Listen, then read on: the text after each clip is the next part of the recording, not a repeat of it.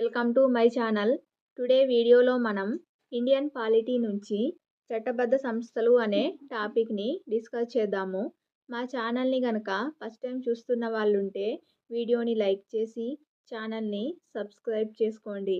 అలాగే daily current affairs videos కూడా మన ఛానల్లో ప్రొవైడ్ చేయడం జరుగుతుంది. చూడని వాళ్ళుంటే కనుక చూడండి. చట్టబద్ధ సంస్థల నుంచి కంపల్సరీ 1 నుంచి 2 క్వశ్చన్స్ కాంపిటేటివ్ ఎగ్జామ్స్లలో ఎక్స్పెక్ట్ చేయవచ్చు. అసలు చట్టబద్ధ సంస్థలు అంటే ఏంటి? చట్టబద్ధ సంస్థలనే స్టాచ్యుటరీ బాడీస్ అంటారు. పార్లమెంటు లేదా రాష్ట్ర శాసనసభ చట్టం ద్వారా ఏర్పడిన సంస్థలనే చట్టబద్ధ సంస్థలు అంటారు. వీటి అధికార విధుల గురించి చట్టం ద్వారా నిర్ణయించబడతాయి. సో కొన్ని ముఖ్యమైన చట్టబద్ధ సంస్థలను కనుక చూసినట్లయితే, 1 జాతీయ మానవ హక్కుల commission, national commission for human rights. అలాగే రాష్ట్ర మానవ హక్కుల commission, state human rights commission. అలాగే జాతీయ మైనారిటీ హక్కుల commission, national commission for minorities, రాష్ట్ర మైనారిటీ హక్కుల commission, state commission for minorities. అలాగే రాష్ట్ర వెనుకబడిన తరగతుల commission, state commission for backward classes, జాతీయ మహిళా హక్కుల commission, national commission for women, రాష్ట్ర మహిళా హక్కుల commission, state commission for women. అలాగే జాతీయ బాలల హక్కుల commission, national commission for children.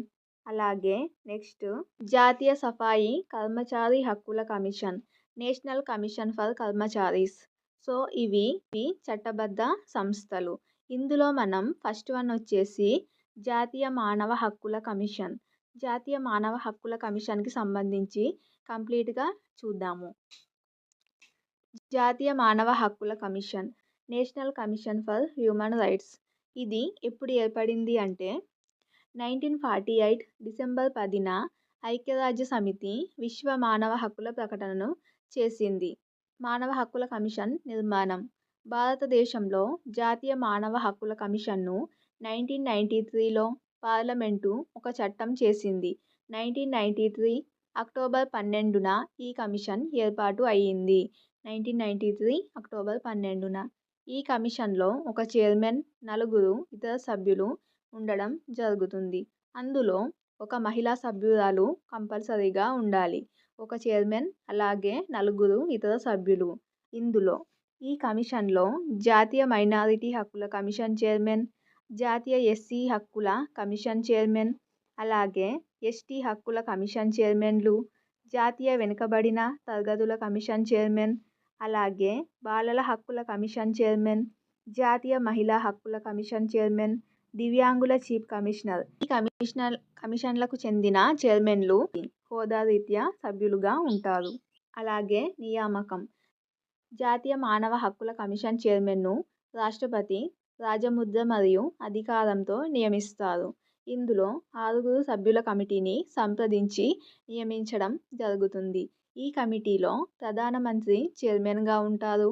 అలాగే సభ్యులుగా Lok Sabha speaker, Rajya Sabha deputy chairman, Lok Sabha ప్రతిపక్ష నాయకుడు, రాజ్యసభ ప్రతిపక్ష నాయకుడు, కేంద్ర హోంశాఖ మంత్రి. ఈ 6 మెంబర్స్ కమిటీని సంప్రదించి జాతీయ మానవ హక్కుల కమిషన్ చైర్మన్ను రాష్ట్రపతి నియమించడం జరుగుతుంది.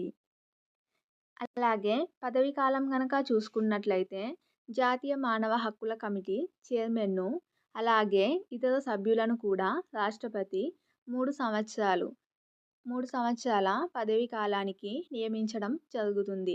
గతంలో అయితే 5 సంవత్సరాలు ఉండేది. 2019లో చట్ట సవరణ చేసి 3 సంవత్సరాలకు తగ్గించడం జరిగింది. పదవీ విరమణ వయసు వచ్చేసి 70 సంవత్సరాలు. ఇందులో ఏది ముందు అయితే దాన్ని పరిగణలోకి తీసుకోవడం జరుగుతుంది. చైర్మన్గా ఉండడానికి కావాల్సిన అర్హతలు చూసినట్లయితే, చైర్మన్గా నియమించబడే వ్యక్తి సుప్రీంకోర్టు ప్రధాన న్యాయమూర్తిగా లేదా సాధారణ న్యాయమూర్తిగా పదవీ విరమణ చేసిన వారై ఉండాలి. అలాగే మరొక సభ్యుడు సుప్రీంకోర్టు న్యాయమూర్తిగా లేదా హైకోర్టు ప్రధాన న్యాయమూర్తిగా పదవీ విరమణ చేసిన వారై ఉండాలి.